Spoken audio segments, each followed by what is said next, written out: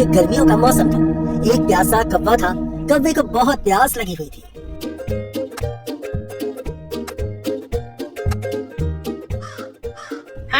تھوڑا پانی مل جائے تو اچھا رہے گا۔ وہ پانی کی تلاش میں ادھر ادھر اڑ رہا تھا، مگر اس کو کہیں بھی پانی نہ ملا۔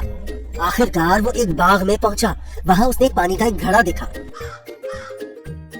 خدا کا شکر ہے مجھے گھڑا نظر آیا۔ کوا بہت خوش ہوا۔ کوا گھڑے کے پاس آیا اور دیکھا گھڑے میں پانی بہت کم تھا، وہ اسے پی نہیں سکتا تھا۔ کوا بہت پریشان ہوا اور سوچنے لگا اب میں کیا کروں۔ اچانک اس کو ایک ترکیب سوجھی۔